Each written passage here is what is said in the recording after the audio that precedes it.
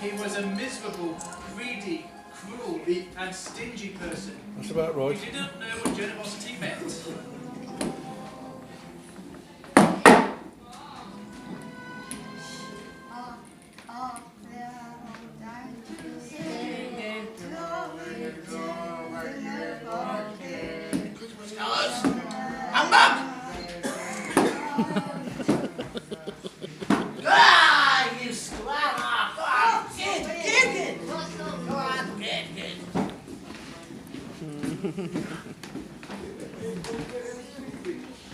On Christmas Eve, Scrooge and his clerk, Bob Cratchit, were working in the office.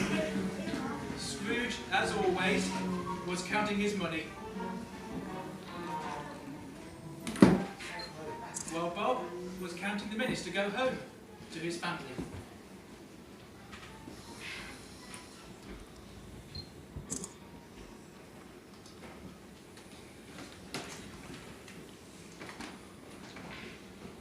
Mr. Scrooge, it's so cold in this office, we'll catch our death. May I be permitted to put more coal on the fire? Nonsense! Haven't I told you I won't have you burning my coal? Yes, Mr. Scrooge. Well, what are you standing around for? Well, sir, I've finished copying all the letters and I've finished filing all the paperwork. I've scraped out the ashes in the fire and put more logs on the pile. And, well, it's closing time, Mr. Scrooge. Fine. If your work is finished, you can go now. Mr. Scrooge, one more thing. Tomorrow is Christmas. It's a day to spend with your family. You'll have the day off, I suppose. Well, yes, sir, if it's all convenient. After all, it is Christmas. Christmas! Bang! Fine, take tomorrow off. I'm good here. And the next day! Yes, Mr. Scrooge. Thank you, Mr. Scrooge. Humbug! Humbug to you as well. After a few hours, Scrooge was sat in a chair beside the fire and started to eat his supper.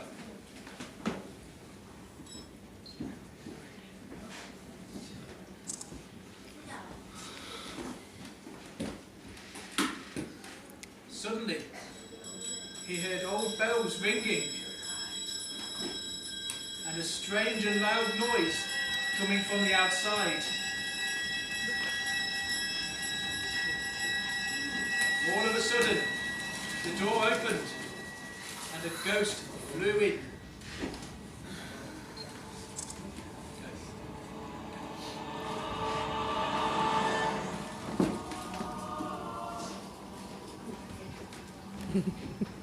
Scrooge! Ebenezer Scrooge! What do you want from me? Much! Who or what are you? Ask me who I was. Who are you then? In life I was your partner, Jacob Marley. Do you see these chains? What? What? It was made by my bad deed. I made it link by link. What sense? You are hard and working businessman. Businessman? I took advantage of people while I was alive. I am here tonight to warn you. You will be visited by 3 spirits. The first will arrive tonight. The ghost left the room, floating through the window. Scrooge closed the window and went to his chair, shaking in fear. That night, when the clock struck 1, he saw a strange creature beside his bed.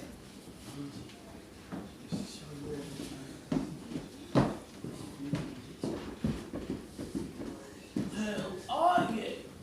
I am the perfect Christmas past. Get up and come with me. The ghost took Scrooge through time to a small town, which Scrooge stopped to remember. He remembered the houses, the church, the river, the bridge, and the people. They cannot see us or hear us. They discover us from the past. The school. That is not that empty. And poor boy alone on the Christmas Eve.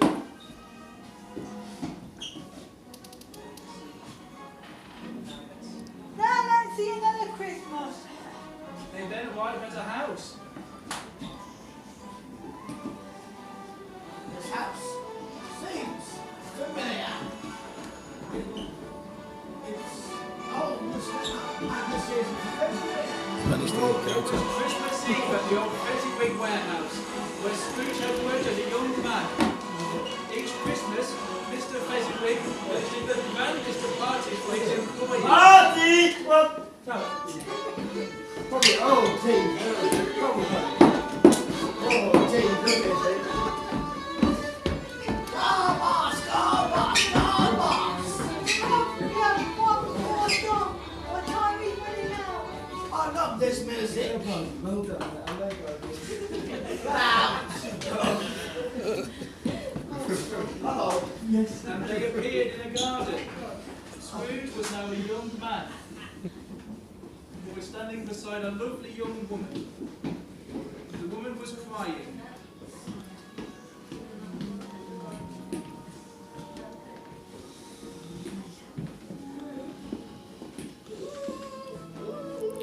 Come round here, Scrooge. You're so free. You love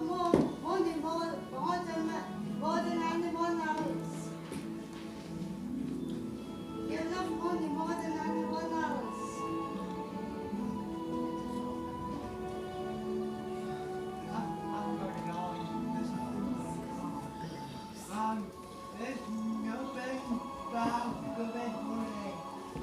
I hope you are happy with the life you have chosen.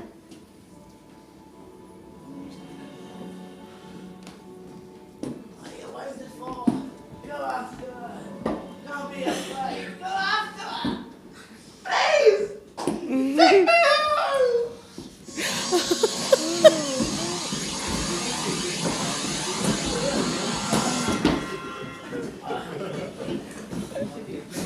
Appeared in his Look at the tree. No, it was a dream. Then the clock struck.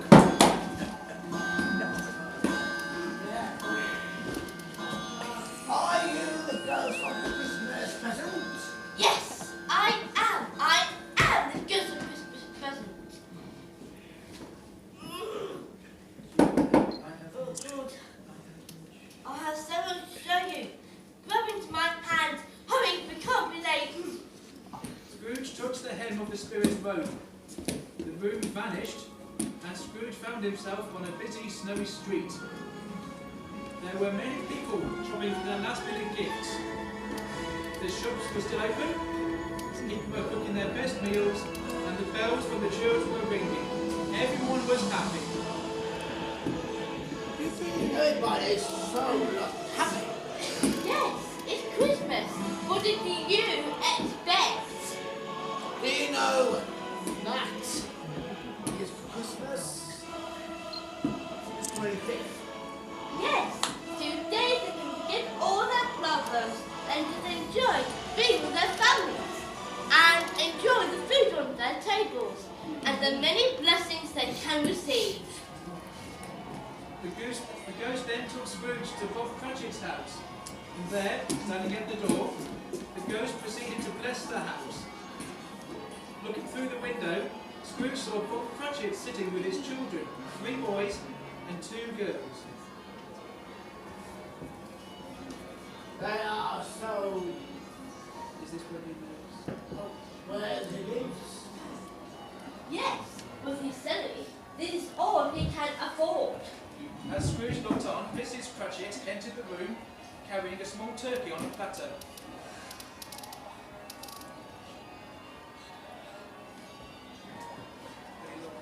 They all look so poor, and their clothes so old.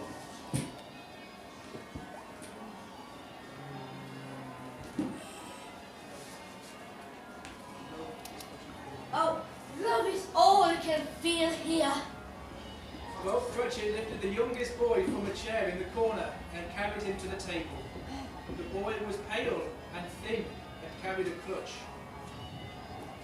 Why did he walk?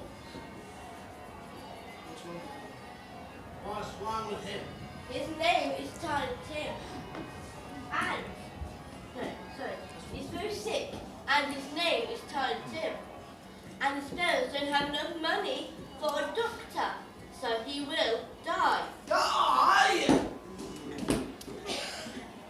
How can I do to help him? Please tell me. He will going to die here. I see an empty chair in the corner. If the world is not changed, he will die. No! What do you care anyway? What do you say? That will diminish the world population. At that moment, Scrooge realised that those were his own words.